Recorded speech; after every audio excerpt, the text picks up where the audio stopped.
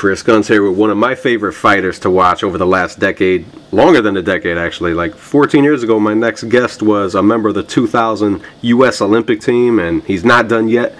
Former IBF super middleweight champion, now a light heavyweight, trying to become a 2-division champion in the near future. Don't call it a comeback. He's been here for years. Former IBF super middleweight champion Jeff Left Hook Lacy's my guest. Thanks for joining me, Jeff. I appreciate it. Thank you, Chris, for having me. Pleasure. You're born May 12th, 1977, which is ironic because that's 1 year later than I was born exactly. I'm born May 12th, 1976. But you're born in St. Petersburg. What was it like growing up in St. Petersburg? Born and raised there. What's it like in St. Pete? Yeah, I mean, to be honest, I wouldn't change my childhood for nothing in the world. I mean, it caused me to be who I am today. And I love St. Petersburg, my birth city. It's one that taught me a lot about myself and my people around me, and it's a place that I call home. Yeah, and they love you back. And what was the Lacy household like when you were coming up in there? I grew up with, it was 9 of us, wow. 6 boys and six boys and 4 girls. So it was a tough home. Yeah. It was tough, I'm sure, growing up there. All them boys. Yeah. And I bet the girls. It was very well, we had fights going on all the time. Yeah. Where were you in that pecking order? I was the middle child. So one that got picked on, and also the one that didn't get enough attention. So I had to go out and get my own. Mm-hmm. Yeah. And what kind of kid were you? I would say I was the analyzer as a kid, because I saw my older brothers and sisters get into trouble, and it taught me not to want to get in trouble. So I basically, that middle child is tough, because there's a lot of mental situations going on that you see, that you're, things that we want to go out and do. A lot of families that come up with smaller families, they didn't have the understanding on what type of trouble you could get into, or what type of things that are great to be going after. So with me being the middle child, my world was a little bit of both. I got a chance to see. I got a chance to pick and choose what I wanted. I have a little bit more of an understanding of what is to do for me. Yeah. And now your father was a fighter too. In the 60s and 70s, your father was like a journeyman type, a journeyman heavyweight. He actually fought Vicente Rondon. And so, is that where your love of boxing came from? Did you know what you wanted to do when you were a little kid? I knew ever since I was, young, 7, 8 years old, that I wanted to fight. That was my first sport I ever got involved with competitively. But around the house, and with the kids around the neighborhood, we did the baseballs and all that stuff, and soccer and all that stuff around the house, and it's just competitive. Boxing was the first thing I picked up.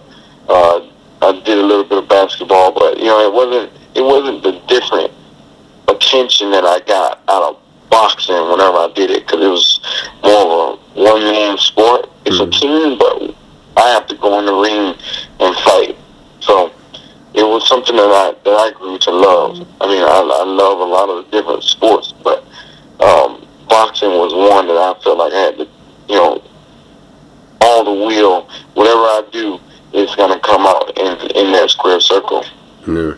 Yeah. And how old were you when you first put the gloves on? I was 7 years old. 7 years old when I got introduced to boxing. And I got introduced to boxing from after some trouble I got into in elementary school. And when I got home, my dad took me to the local boxing gym. He got tired of hearing it. So he took me to the local boxing gym and put me in the ring with a guy that knew how to fight. And yeah, he kicked my butt.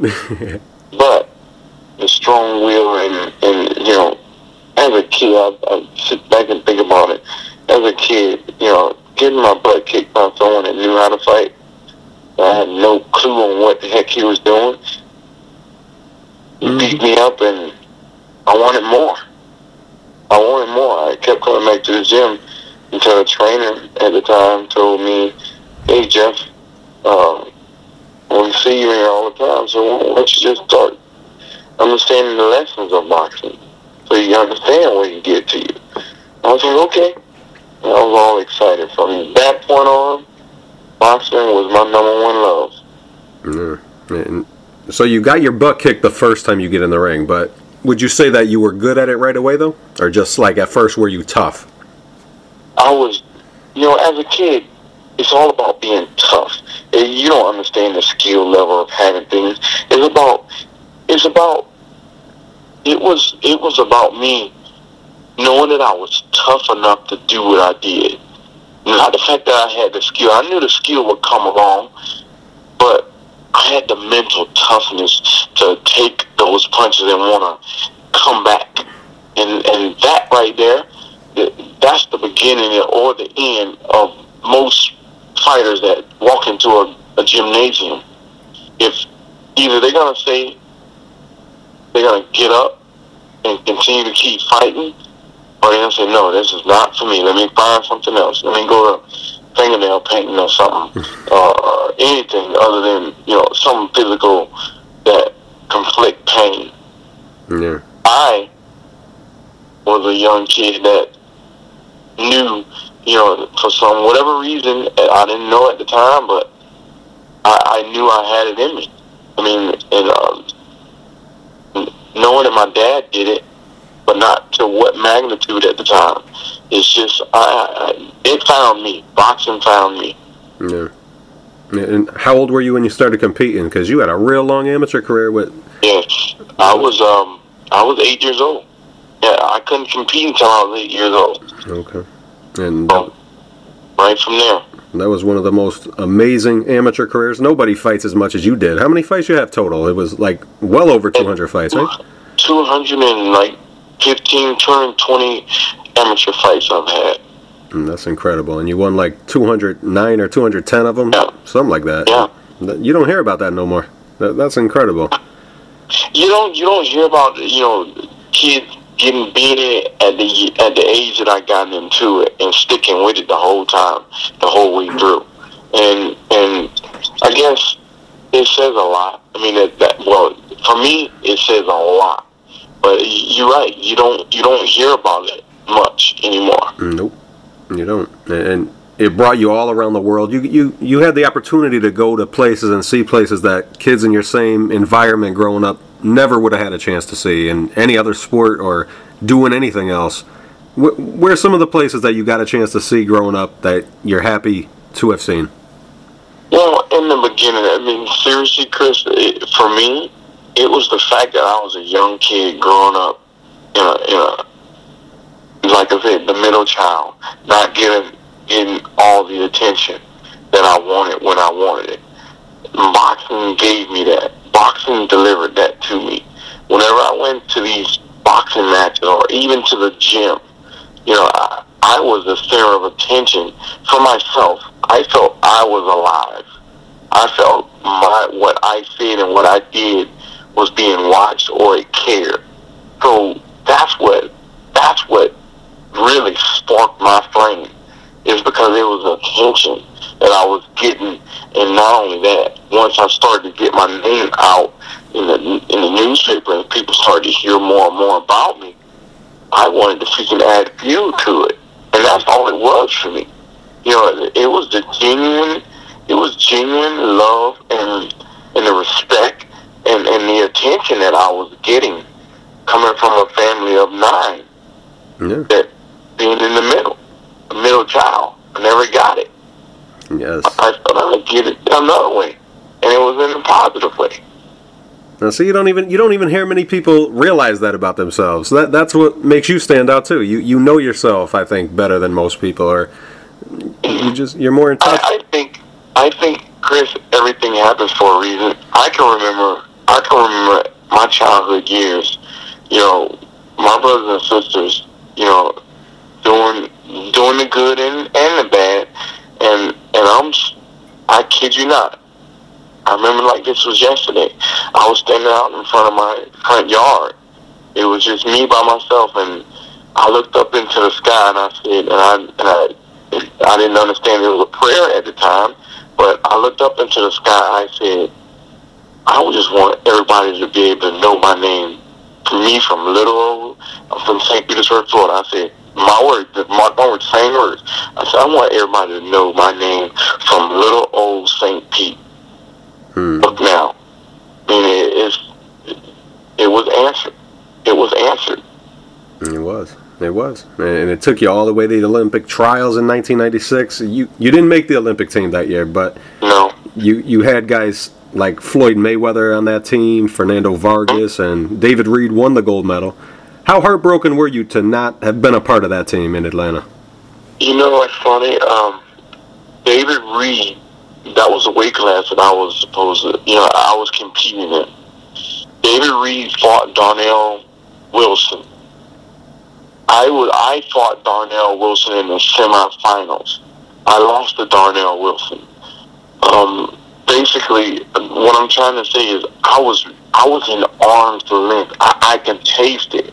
Being in there and seeing these guys on TV after their amateur career, and I'm sitting there like, oh my God, I'm right there at the doorway. My name is being mentioned amongst these guys in this tournament.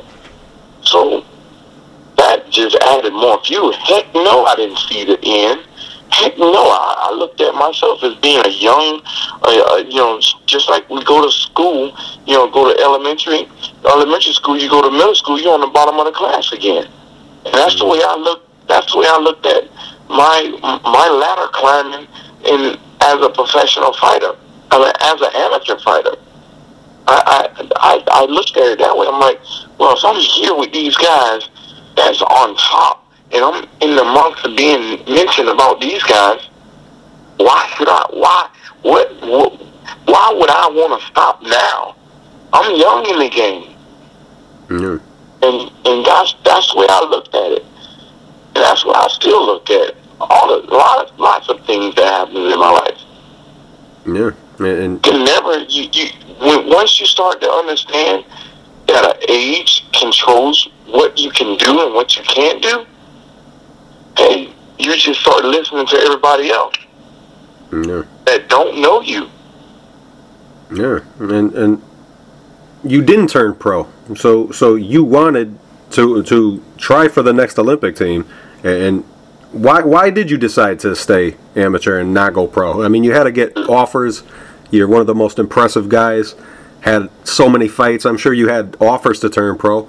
How did you come to the decision to stay in the amateur ranks and go for the next Olympics instead of turn pro? Not only that, Chris, it was, I have a big family of 9. We were poor. Yeah. I could have went and ran after the money, but you know what? Just like I told you in the beginning, the love that I had for the sport, the love that I found for the sport, this sport found me. I grew to love this sport, and it wasn't about the money. Whereas I started to get, make my name, and people started talking about money and this and that, I didn't want that to control me.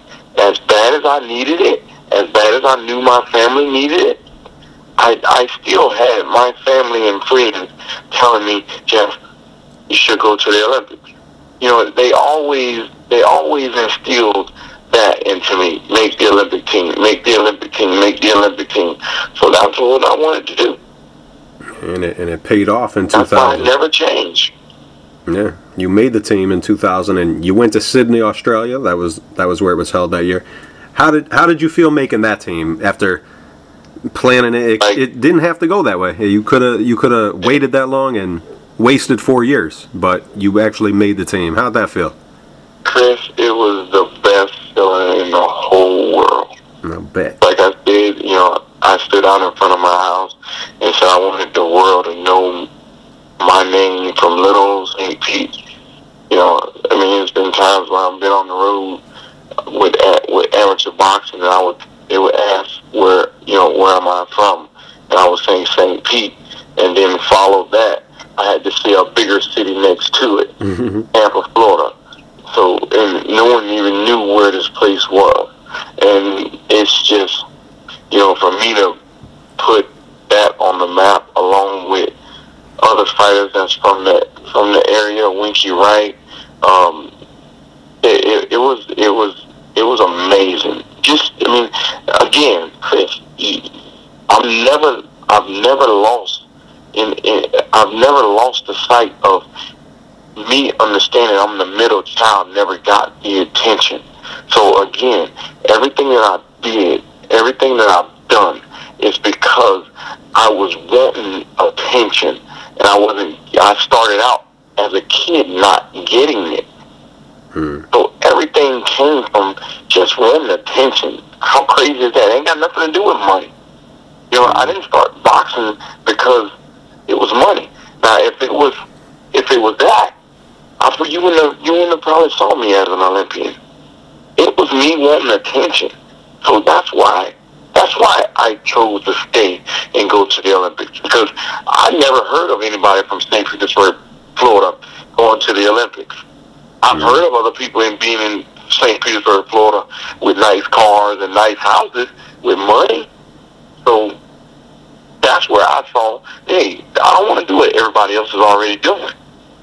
I want to make my own mark. I want to be just like I prayed. I want everybody to know my name, that I'm from St. Petersburg, Florida. Yeah. I wanted all that. I want all that. And that's what I went out and did. Yep. Many people told me no, I couldn't. Just like the Olympics. You understand how many people, you know, that I would tell off of excitement after this fight, after that fight, and I'm telling them that I'm going to the Olympics, and they understand their situation better than I do at the time, and they sit there and look at me and like smile, like whatever. I proved everybody up. There was a lot of people wrong. Yes, you did. Made believers out of the non-believers, and that's something that nobody could ever take away from you. From now on, you're always going to have your name there. Member of the 2000 U.S. Olympic team. Enough said right there. No one could take it away. I keep hearing people tell me how beautiful it is in Australia, and I really can't wait to go there one day. What did you think of the way Sydney? It's definitely a bucket list. I mean, if you haven't been there, Chris, it's one of the nicest countries I've ever been to. The cleanest. It's, oh my God, the weather is perfect. I had a blast in Sydney, Australia. It was awesome. I've not been there, and I can't wait. I keep hearing people say that, and I don't understand why more people don't go there.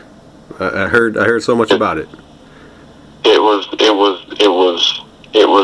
one of the best. And being that I'm there doing two different things that I've always wanted to do, you know, is be in the Olympics and fighting, you know, so it couldn't get any better than that for me.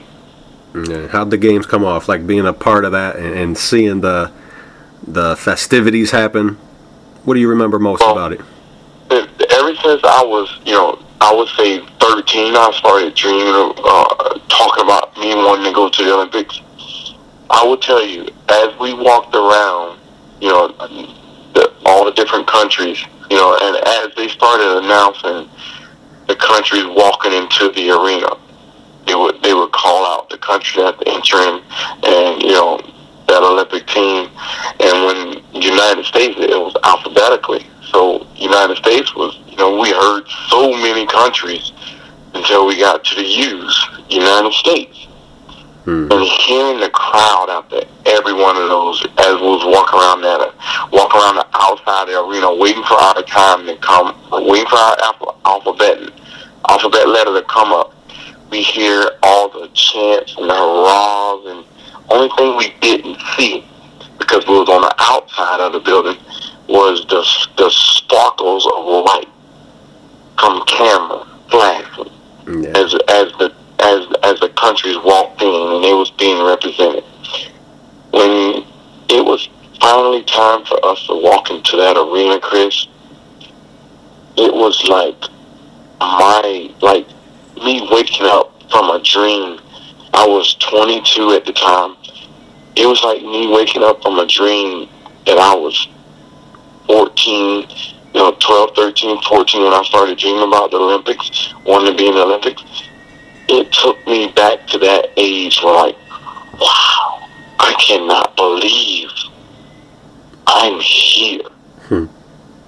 It was like I woke up from, like I was a Cinderella sleeping on the beds and just been sleeping all this time, my teenage years, and I woke up in the middle of being called out to represent my country in the 2000 U.S. Olympics.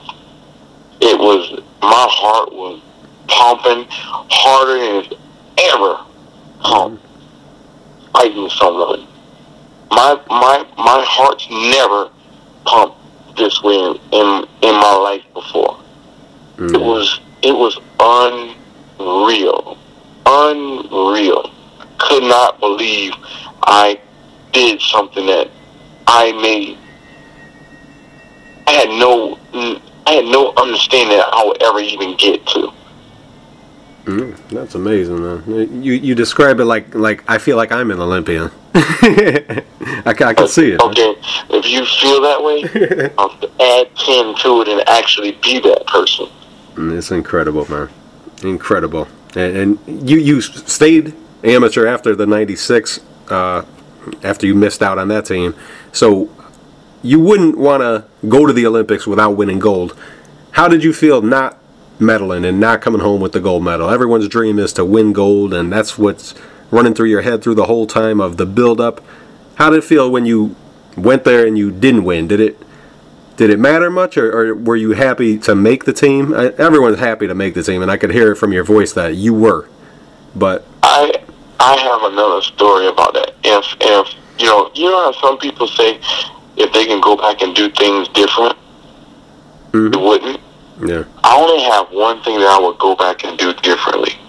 Ever since I was a kid, wanting to make the Olympic team. And what I said, I wanted to make the Olympic team. I never told myself I wanted to win the gold medal. So I'm sitting there.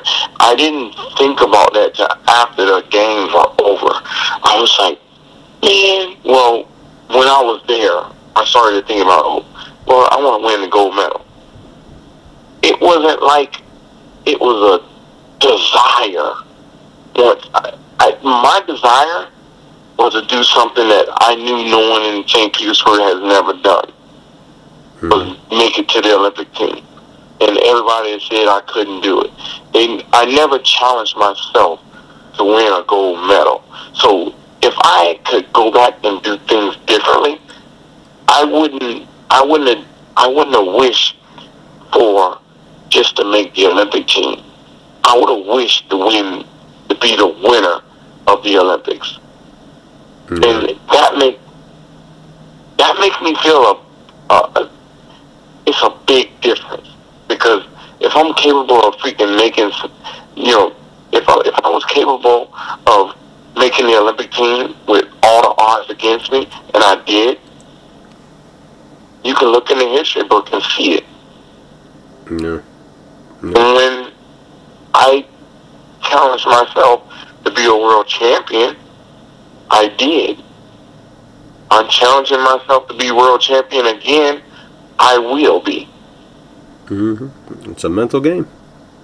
I like how you mentally have a great outlook. And yeah, I mean, if you can't build it, it's not gonna come. That's right. Yeah. And was there any? I noticed that you didn't turn pro until February 2001. Were you thinking about maybe doing what Roshy Warren recently did and stay for the third Olympic, trying to medal, or did you know you were going to turn pro after the? No, What would you say? because I felt my goal was conquered. My goal was conquered for me making it. I mean, I received so, I received so many feelings and so many different looks that was positive for me, because the looks that I got from people was in disbelief. So that was gratitude for me. And by having that, right away I knew I wanted to start a professional career. Yeah, now most people who do go to the Olympics are when it's over, they'll turn pro maybe in September, maybe October at the latest. Why did you wait till February? What was going on? I mean, at the same time, I went, okay, when I got with my trainer, coming out of the Olympics, my trainer that I had as a professional was Roger Bloodworth. The thing about it is, we wanted to go about doing it right. Me coming from, high school, going into college, we have to walk around the campus, see what's going on. So basically, what I did was, I had to get acclimated to not having the gloves, not having the amateur gloves on, having smaller gloves. I had to adjust to not having on a shirt. I had to adjust to not having on headgear. I know some of this may sound crazy to certain people, but you know what? It wasn't crazy for me, because I'm the one that had to duck my head in there to get used to it. It was not necessarily what the different sizes or what I didn't have on. It was me being able to go into a room and be able to compete on a different level from what I've always gotten used to ever since I was 7 years old. I got used to going into an amateur ring and fighting. I wasn't used to going into a professional with TV and everybody expecting this and expecting that with the smaller gloves. It's a lot of things I had to freaking turn around and get used to. So I think everything happens for a reason. The trainer that I had was Roger Bloodworth, and he felt the same way. So it wasn't a rush for me to go out. Hey, I was an Olympian already. You know what I'm saying? If the rush would have come, I think I'm going to give it to you honest. If the rush would have come, it would have been because I needed the money. But by me making a name and making the Olympic team, just me signing my name on a dotted line gave me money. So it didn't have me rush my way with, when I say that, I say signing bonus that I received to not have to rush into something to make money for my family right away. No. So I was never under pressure of it being about the money that I didn't jump in the ring earlier like a lot of other fighters have done. I took my time. Yeah, and you could have afforded It's called that. professional. That's right. And it's a mental game, and you turn pro when you're ready, and you could have afforded that because of the name that you built up in the amateur system. So whenever you turn pro, it would have been time to go on the fast road, which it was. And another thing, Chris, I've heard it. I remember hearing it.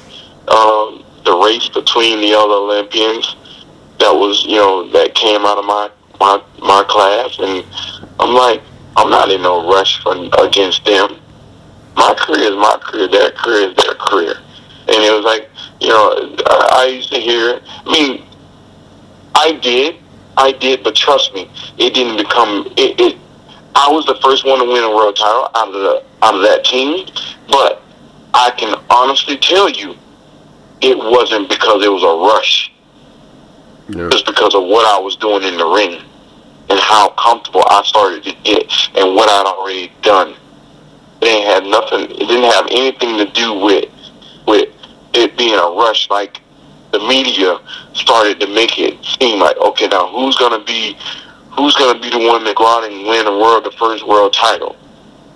No, I did it. I won that from the media's eyes, But when I walked through that door, it wasn't the challenge because of what they said. Not in my eyes. Yeah, no, I get you. I totally get it. And do you remember who you did fight when you turned pro in February 2001? Do you remember who you fought in your first fight and what the result was? I was scheduled to fight Kevin Butts, but after doing the weigh-in and taking off the upper shirt and face-to-face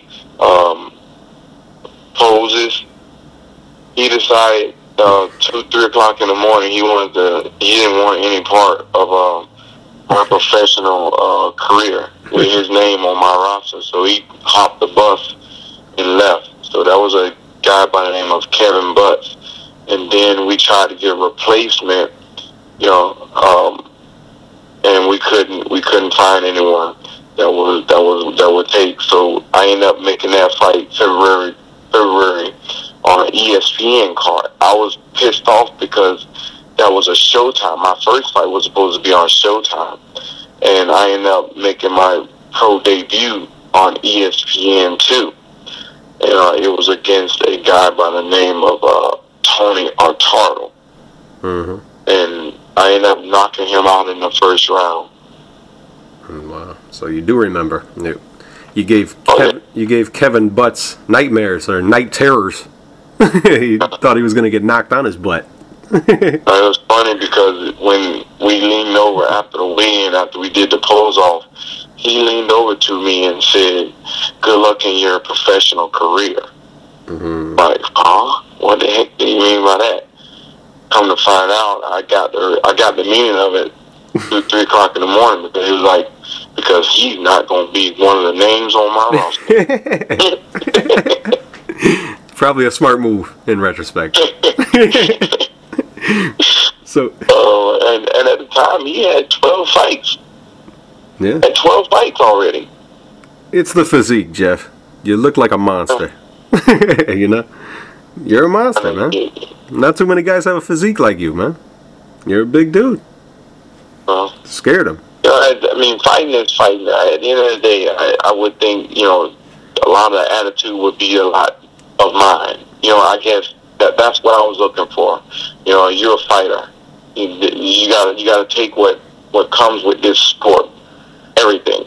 Yep. And come to find out, it's not like that. And there's a lot of cowards out there. Yeah.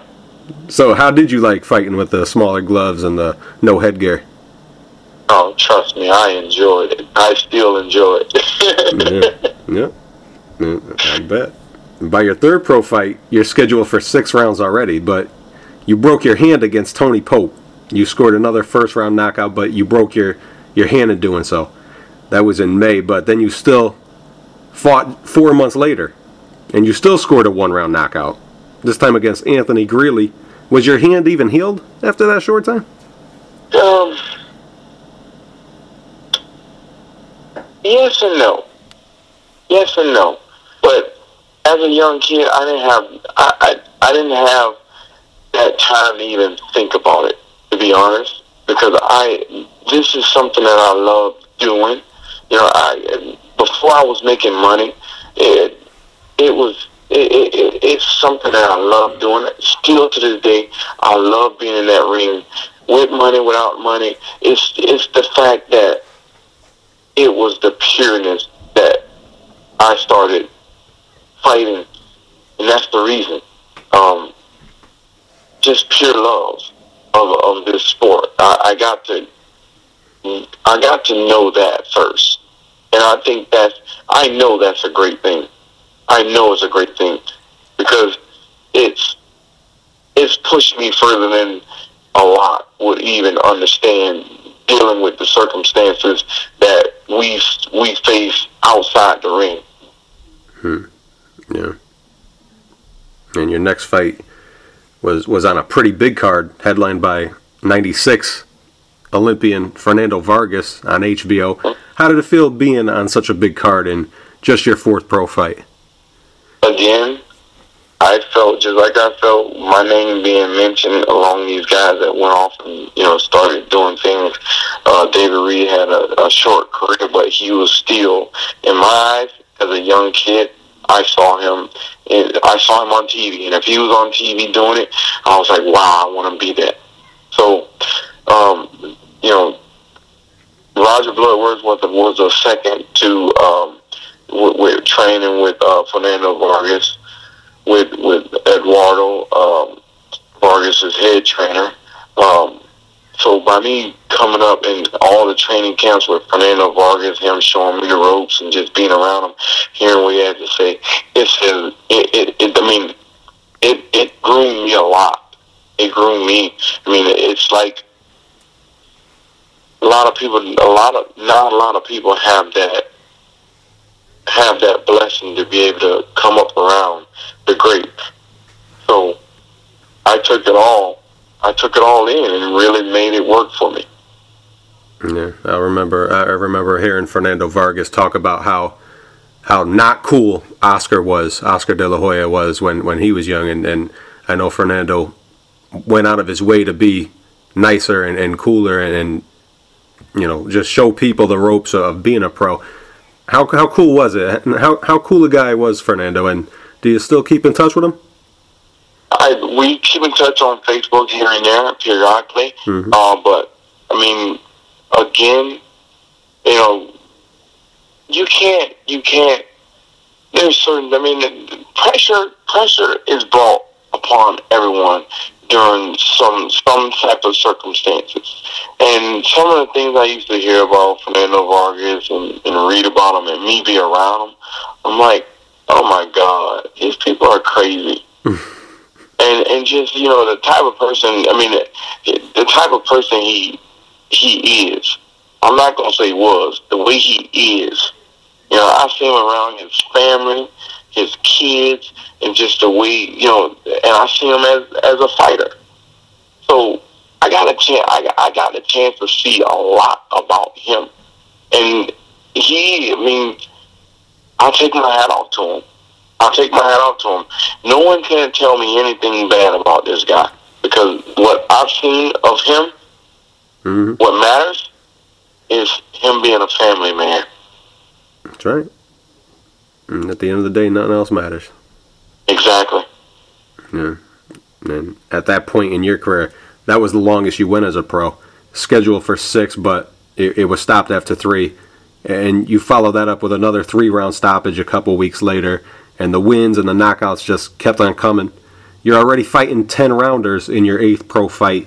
You knocked the guy out in 1, but it was scheduled for 10. And it wasn't until your next fight against Bobby Jones that we saw you extended later into the fight. It went all 10 rounds, and you won a unanimous decision. But it wasn't an easy fight. Bobby Jones tried his best. Anytime you see a guy with your style and power who's knocking everybody out early, the question is, what happens when he's extended? Uh-huh. First time going past 3 rounds, and your whole boxing life, you never went past 3. How did it feel? Answering some questions and maybe even getting some more questions. How did it feel going 10 full rounds? I'm gonna answer the question about, you know, how a lot of people don't think because you knock everybody out, you don't be extended. And the question is if you can go 10 or 12 rounds. Yeah. I'm gonna bring it back to the very beginning when we first started talking. I'm always going to come back to it because this is the most important. This is what we drive from. What I said to you is what you drive from. It's the love of the sport. When you have love, true love of the sport, of your loved ones, when you have the true love, you do everything possible for the best interest. And when I say that is, I treat boxing, it ain't gotta be, Chris, me and you can be signed up to fight. You could be the toughest person or you could be the weakest person I ever fought. But at the end of the day, I'm still going to love the sport genuinely, purely. And because I love the sport, I love walking into the gym. I love everything that comes along with training boxing. That's why when I was knocking everybody out, the next question was if he can go 10 rounds, if he can go 12 rounds. Not only could I do it, I can still keep my strength throughout the whole fight. That's what I show. That's what I continue to show, no matter what. I've never once jumped in the ring and I couldn't do more rounds than it was scheduled. Never. Because, again, from 7 years old, I found love of boxing. When I got the love of boxing, it was because I love freaking getting up 5 a.m. in the morning. I love freaking running. I love running when I still see the street lights on. I love the fact that everyone thinks that I'm not doing anything, and the reason why is because once that light turned on me, I saw all the wows and oh my God, I can't believe he did it. That's what do it for me. That's what pushed me, because a lot of people don't think you would do it. No. And it's what people don't think you would do is how you get embarrassed by when you don't do it. Yeah. So you like turning the non-believers into believers. That's what you like doing. You love it. You feed off that. That's just the reward I get after I knock someone out or beat someone that I wasn't supposed to beat or they didn't think I was gonna beat. But what I get from it is the pure work of me getting up to do it. That's where I get it from. It ain't got nothing to do with these things. It ain't got nothing to do with these things. Not one thing. It got everything to do when I know that I'm freaking doing something and everybody's sleeping or everybody's thinking that I'm not doing it. That's my reward. I'm not talking about in the ring after the fight, after I beat them. No, I'm talking about in weeks before the fight, preparing for this May 24th. I'm getting it now. I get mine now, and when I get to the fight, it's just to show you, Chris. It's just to show you. And when I look at you, Chris, it's your reaction I feed off of. It's your reaction that I love. That the beast in me eat. That the beast in me wait for. Because you know what? If you thought I was or wasn't gonna be the one holding the hands up at the end of the night, it still feeds me. That's what feeds me. Yep. It has nothing to do with me having my hands up at the end of the fight. It's everything I'm doing right now. It's the preparation of what I'm doing that no one ever think. And this is I'm not gonna say it because I don't like saying it. But I guarantee you, Chris, you in for it. I can't wait, man. You in for a real story. I can't wait, Jeff. May 24th. You mentioned it, and you're fighting in Montreal. It's an exciting atmosphere, and you love that too because in your career you traveled to Europe, a thing that people, real great fighters like Roy Jones, refuse to do, like to go to England. But I'm thinking, if I was a fighter, I would love to be a part of that kind of atmosphere. And you're that type of person too. You love fighting in excited where there's a big, excitable crowd, don't you? You love it. This is what it is for that. Again, it goes back to my childhood. I was a middle child and didn't get the attention. What's the best way to get attention to Jeff? If, just like you said, everybody else was afraid to. What I went over there for, what I do it for, is because, you know what? Everybody's saying, you know what, you shouldn't. But you know what? I prepared for it. I prepared for it, and don't wish me good luck. Because I work my ass off to get the results that I'm looking for. Should I not reach them? Okay, back to the drawing board, Jeff. We learned something. But you know what? I'd rather learn something in action than learn something than sitting my ass on a freaking couch and saying, I don't know, I'm too shy and create an insecurity about myself that everyone can see. Mm-hmm. Yeah. I'd rather see somebody and say, you know what? This guy's winning this guy's backyard and he lost, but just like, I'm talking about the Calzaghe fight. Mm-hmm. You know, a lot of people address this in the media as if, you know, it was, you know, the worst thing that ever happened. No, I knew what I was getting myself involved with. This guy was 40-something and old. Yep. I knew what I was getting myself involved with, but you know what? I trained my ass off and said, you know what? And I pulled back. I didn't win the fight.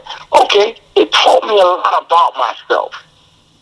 Mm-hmm. Other than me saying, no, I don't go to this fight unless it came to a point where, you know what, Jeff, this, you know, you might not make it because they're still in planes. Then hell no, I'm not jumping on that plane. I'm sorry. No. Don't know.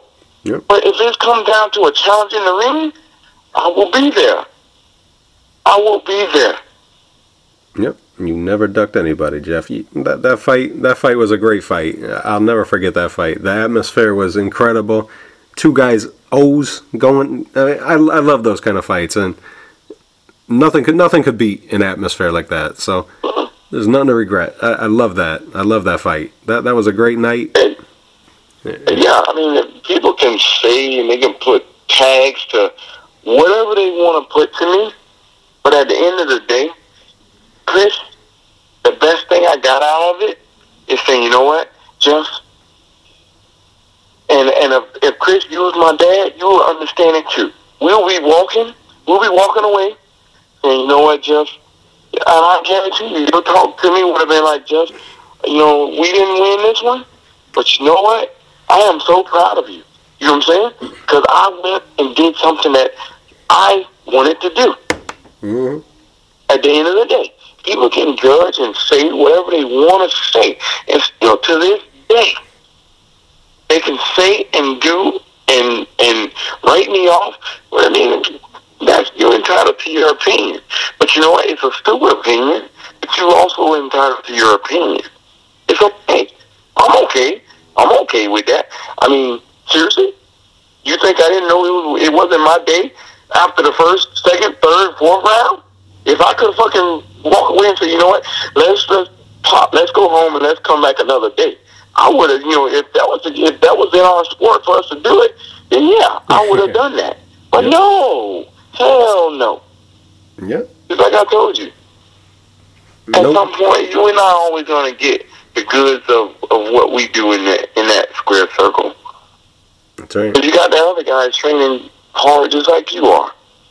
And sometimes I always want to win. Yes, I always want to win. But it's not always going to be my night.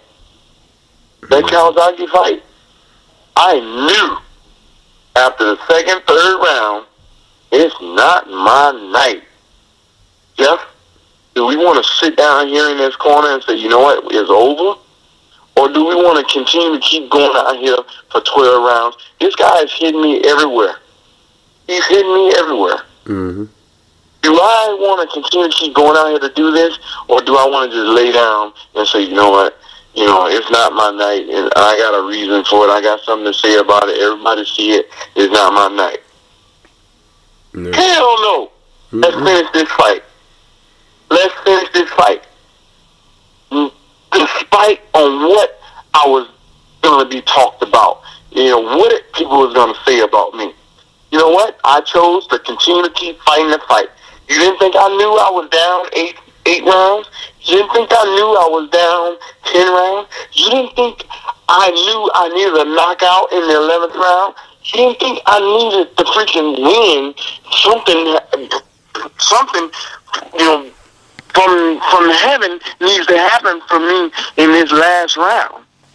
You didn't think I didn't know all that? You didn't think I didn't have all that going on with all the other things that's going on in my mind? But you know what? What I get was, at the end of the fight, he didn't know what everybody thought.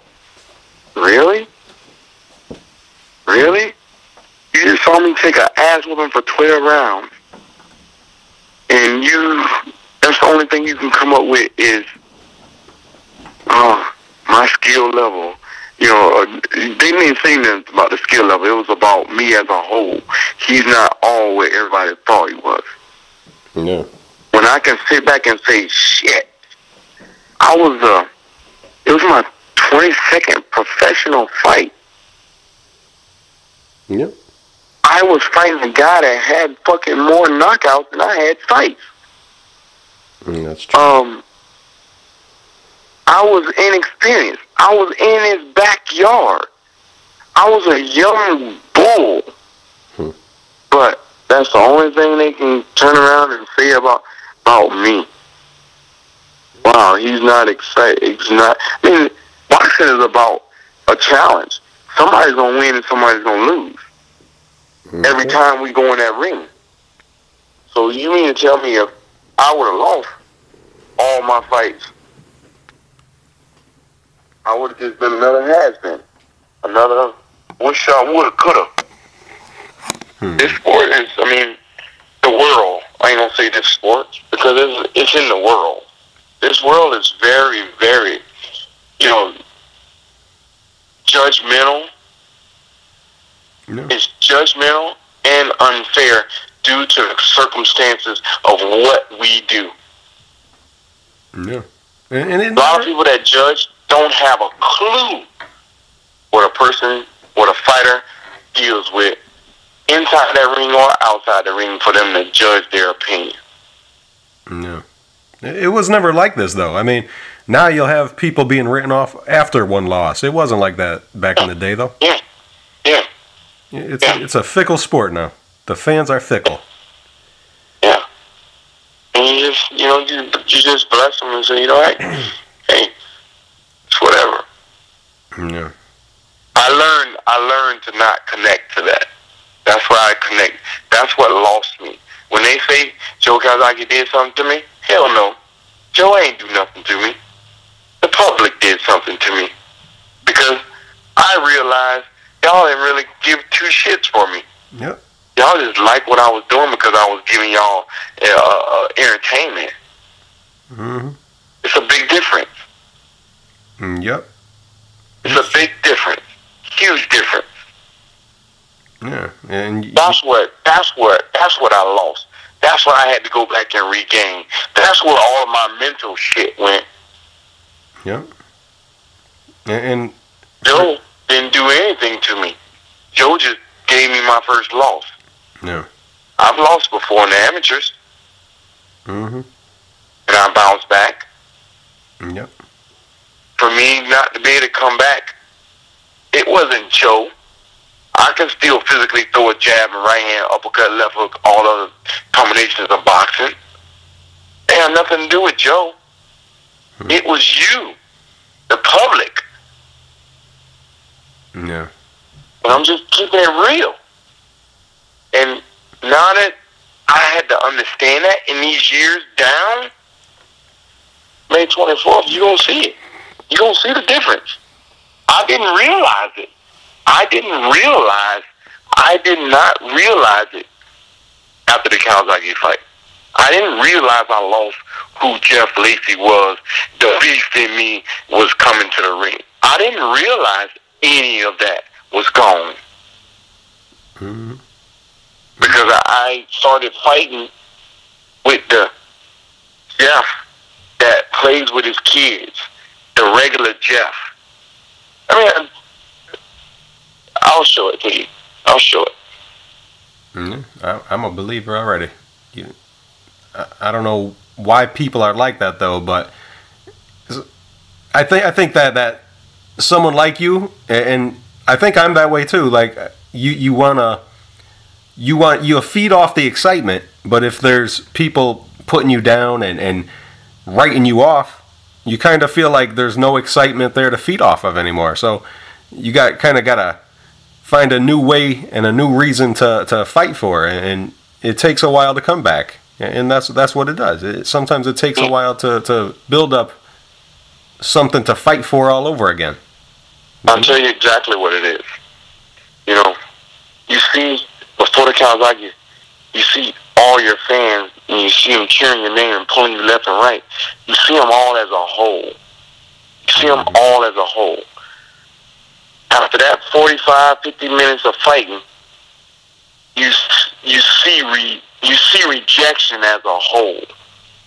Yeah. And when you see that, like, it's stunning, because you were just, 45 minutes ago, you was just, wow, everybody freaking want to know your name. Everyone want a piece of it. Everyone want you to sign an autograph. Everyone want to be around you.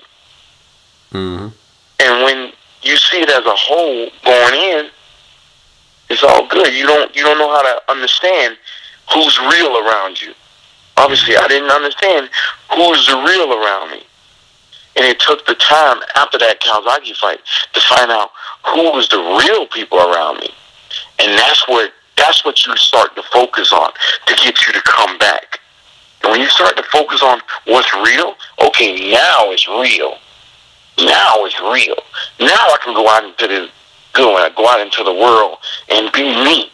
And you know what? Listen to people's opinions. Everybody have opinions. But you know what? They don't sink in the way they did before, when I was freaking on top of the world, winning titles and winning people over before the Calzaghe fight. You don't take it to heart. Now I don't take it to heart, because you know what?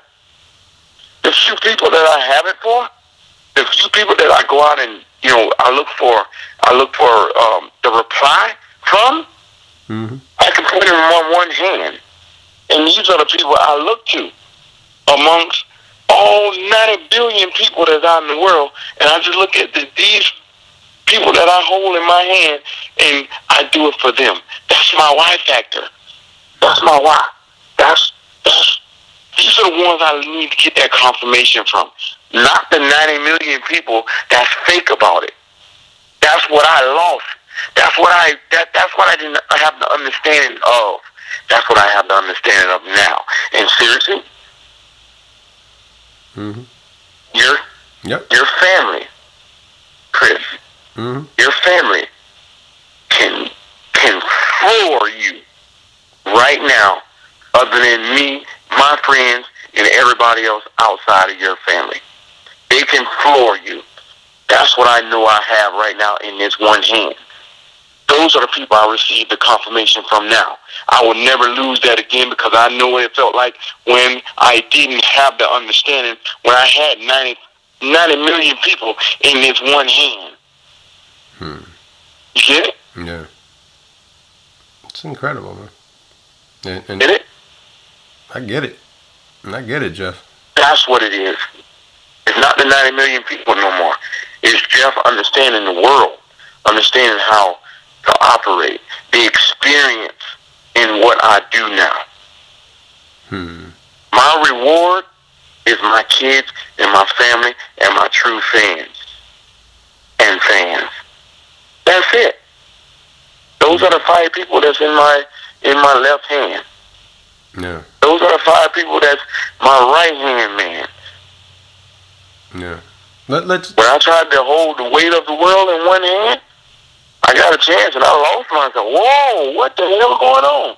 You tell me you write me off because I freaking had a bad night and I knew it after the 3rd round? I mean, you don't forgive me, but you don't understand that, hey, if I could tell you, and trust me, these 5 people in my hand, they'll know it right away. Like, Jeff, it ain't your night tonight. And we can be working on the next formula. Jeff, it ain't your night tonight. Okay, man. Okay, I ain't got to worry about losing myself again. Yeah. And you went to England to fight Joe Calzaghe as the favorite, even though you had 21-0, and Joe Calzaghe was 40-0. You still went there as the favorite. Even in England, the people thought their man was going to lose. It was kind of like Gerald McClellan going there against Nigel Benn. It was very similar.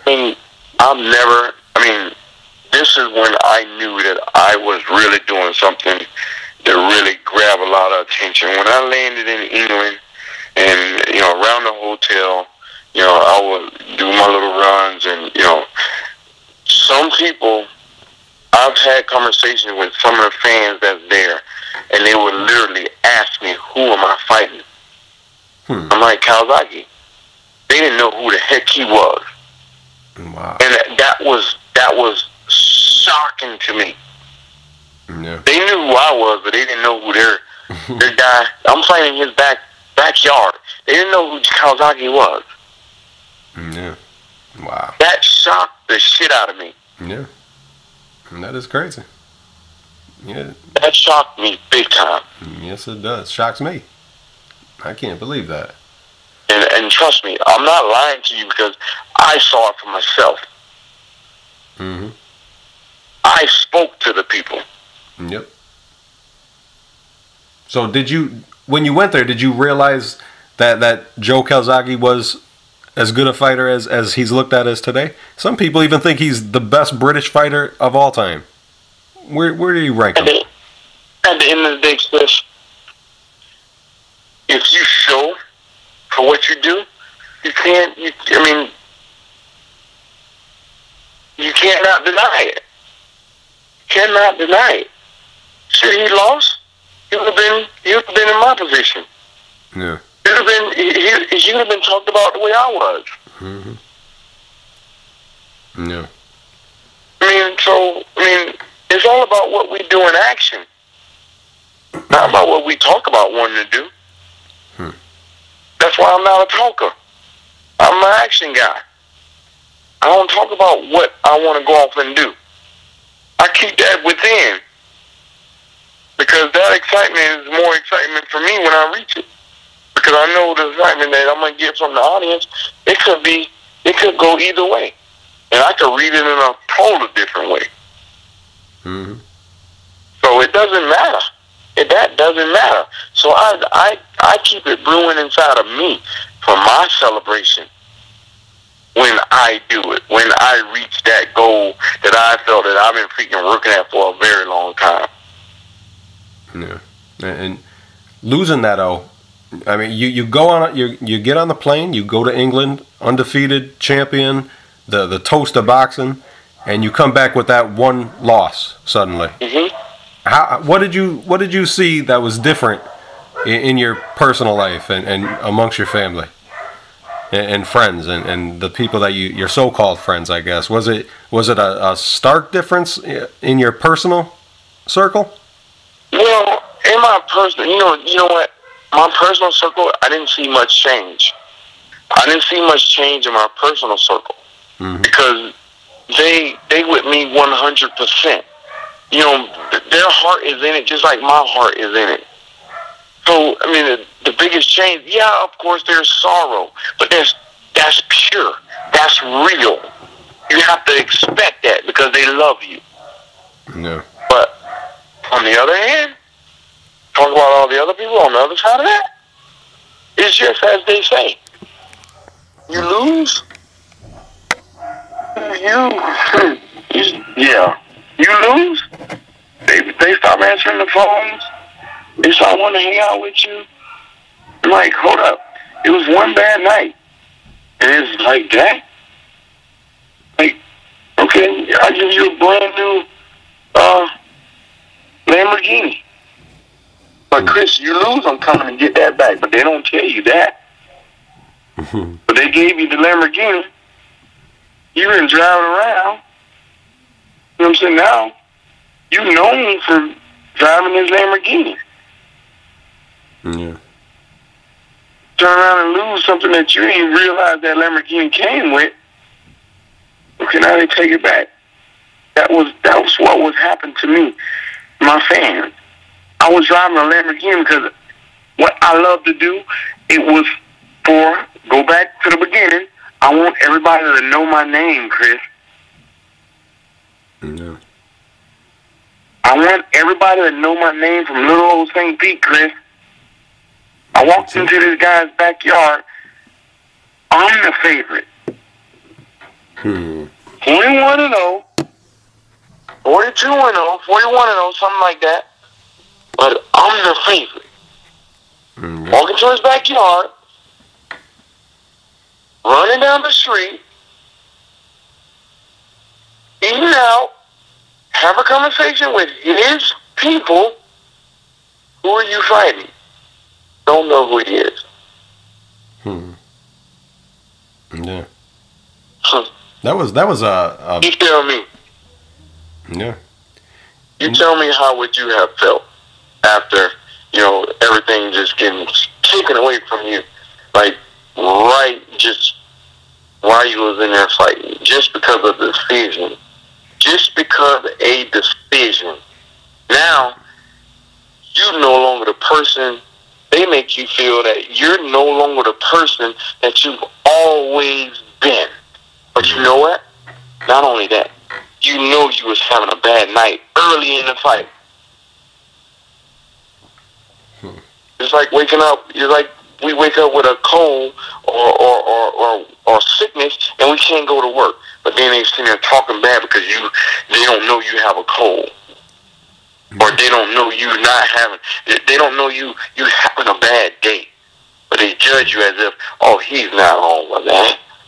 I don't know anybody that freaking wake up on the right side of the bed every day. Yep. It's true. It's true. It goes back that they're fickle. Even people in the media. Which is sad because the greatest fighters of all time, if there was fighters who fought 100 times as a pro or fought everybody without ducking the way some people do today, nobody would be unbeaten. And it's strange that people in the media have allowed it to get to that level where one loss is a write-off. It's sad is what it is. Yeah. I mean, it's the world. You know what I'm saying? The thing about it is, you know what? It's sad. It's sad, but if you allow it to affect you the way I did, it's different now for me. Mm-hmm. I hear you say it, and it's just an opinion. It's okay. It's okay because you need someone. You need the challenge. You need water, soda. There's option. You need option to make one thing to come out later in a big write-up to be the best. Water, at the end of the day, all the different types of drinks we can drink, water is the best thing we can ever put in our body. Yeah. Water is the best thing we can ever put in. Pure water. Yep. Our body is 90% of water. You know what I'm saying? So it's what you find out about yourself that helps you get a little bit more comfortable with yourself and your surroundings. And that's where I'm at. I'm a lot more comfortable with my surroundings. Crazy comfortable with me now and the understanding. And, okay, now I'm sitting there at the light. Wait till that fucking light change. I'm going to show you something you ain't never seen before. Yeah. Can't wait, man, because that's what makes it interesting too. Like it's the human drama of a man trying to get back to exactly where he was. That's a great story. I love that story. And you're still young enough to pull it off. You're gonna make a believer out of many people. And I know it, Jeff. I know you will. What did being a part of that fight, how did it compare to what you saw in, let's say, the build-up to the Tyson-Lennox Lewis fight, which you fought on the undercard? You saw that kind of media frenzy? And yeah, I mean, you know what? It's not. See, if you get carried away, if you indulge into that, because that's not the fight. That's just the talk. You know what I'm saying? If you get carried away in that, you're going to lose yourself. I hate press conferences. I hate it. Because everybody want to know what the fuck you want to do. Everybody want to know what you in there to do. Yeah. Come on, man. I'm a fighter. I'm in there to knock his head off just like he's in there to knock my head off. I mean, I don't like talking about what I want to do. I'm certainly not going to give you my strategy. Really? It's like me and you playing cards, and you showing me what cards you got in your hand. Come on. Yeah. I mean, that's. I mean, again, I understand if we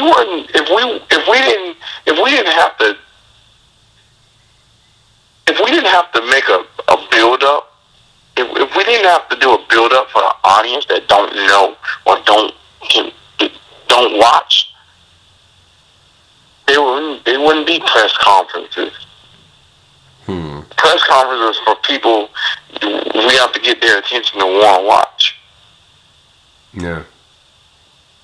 Did you when you were on that undercard of the Tyson Lewis build-up and all that stuff, did you get a chance to speak to Mike or Lennox Lewis? And what'd they say to you? What kind of advice did they give you? And as a young guy in your career.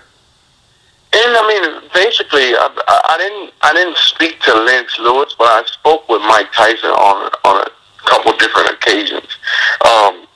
It's really about, again, it goes back to, you know what?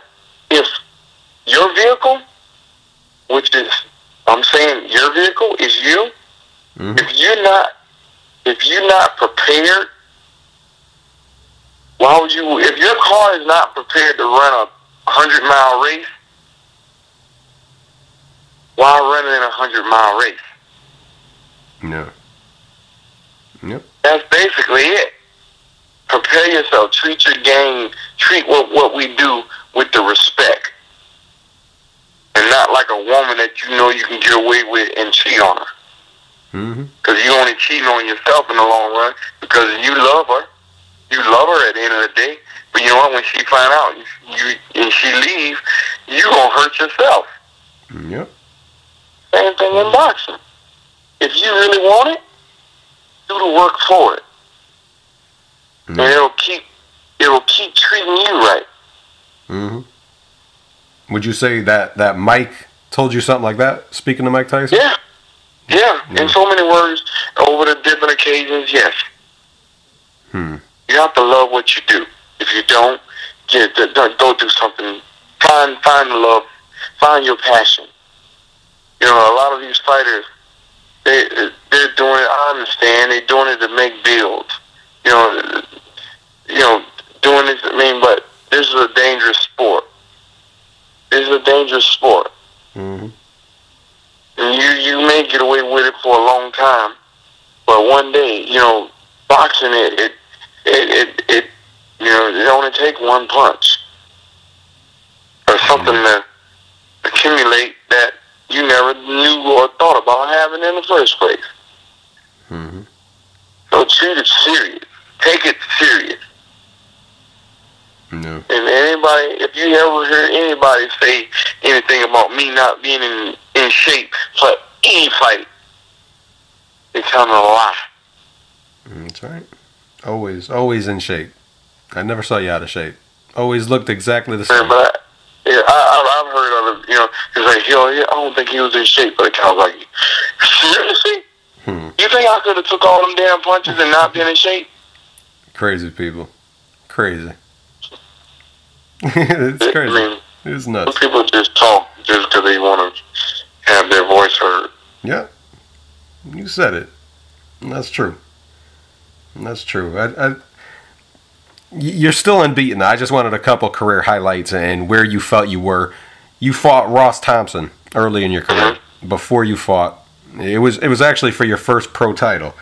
How did you feel after winning that fight? You can't knock. He's a cagey guy. Didn't knock Ross Thompson out.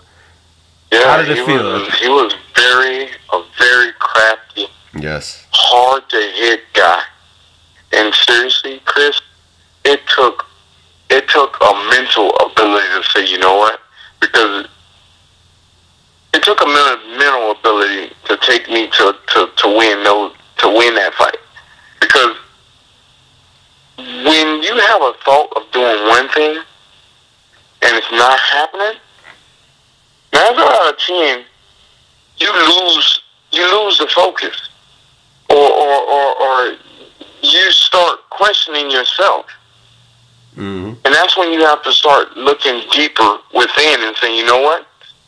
When we talk about this ability, this strong, this tough man ability, again, the pureness always come back to where I started. I always knew I had it in me. So if I didn't have it, I would have lost that fight too. Because you have to have something that drives you to get you there. Not the fact that you just want to all of a sudden come up and want to do it. Just like I told you, the Olympics, when I made the Olympic team, it was about making the Olympic team. It wasn't about winning the gold medal. Yeah, of course, I started wanting to win the gold medal once I made the Olympic team, but shit, I had already exhausted myself by winning, by a whole, the feeling of me making something that no one ever thought I could. And when I'm like, oh shit, now I gotta start thinking, okay, now I gotta win the gold medal. Yeah, of course, I went and did what I could. But you know what? That grounded area that I needed, that I just started because I made the Olympic team, and I didn't have years and years or months and months and months and months behind me to say, you know what? Oh man, there's no way this guy's gonna beat me. Mm-hmm. Just like I said, there's no way I'm not gonna make this Olympic team when it's that chance. Yeah. Yep. I didn't have nothing else to stand on it. You know, it wasn't enough. It wasn't enough. It wasn't enough of the other side to have my desire to say, you know what? I'm gonna take the ifs, ands, or buts and give it back to y'all with a win. Yeah. And let's say a little bit later, you win your first title against Ross Thompson. And then you stop James Crawford in 2 rounds. You get another title. You had another title. You fight Richard Grant. Now I just want to know like the mind state of you are, because I know we're like the same age, and I feel that the way you matured. I don't know if you were always like this, or what's it like to fight Richard Grant, undefeated, young. You got 3 titles. And you're fighting Richard Grant at the Playboy Mansion of all places. You got Playboy bunnies out there looking. You beat the guy. You got belts on. Makes you look like the man. What's it like fighting at the Playboy Mansion as a young guy and actually beating a guy? And you got 3 titles. It was definitely a distraction. like I mean, any man in that position, it was definitely a distraction. But at the same time, when you have the pure love for what you do, you set that aside. You push pause on that. You say, when I'm done with this business, they still gonna be here. So it's like, me. Again, if you don't love what you do, anything can distract you. Yeah. That's why they say you should love what you do, because anything can derail you. And when you and of course, I've been derailed in boxing, as you know. But you know what? It makes for a better combat. Yes, it does. Because I have the pure love of what I do. It's not because I'm running after this object or money, this certain thing. This has always been me. Boxing always been in me. Yeah. Yep. And I'm not chasing the wrong thing. So you always had that same mind state, even at that time? You Yep. had that mature mind state. Yep. See, I don't know if I could have done it back then. This was the first sport. This was the first sport I come to love. Yeah. And see it in a different way. Mm-hmm. Because I just, it's just like, I just love freaking boxing, period. I love freaking hitting the bag. I love the feeling that it gives me when I'm sore. I love it because I know when I'm sore, I'm getting better. Yeah. Yep. I always think it's strange though, like when ESPN will be at the Playboy Mansion. I'm like, what a strange venue for a boxing match. I don't even know what it would be like to be a fighter. What's it like after? Do you let down? You're having a celebration, and it's a strange place to win a fight, but you're at the Playboy Mansion. What happens? I know what you're looking for. I don't know what happens. You're looking for. It's all of that. It was. I mean, it was awesome. It was awesome.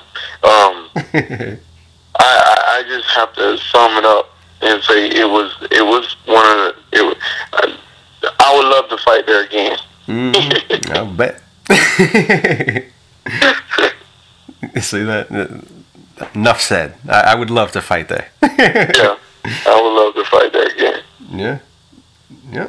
And now another career highlight. You get your chance finally for that IBF championship.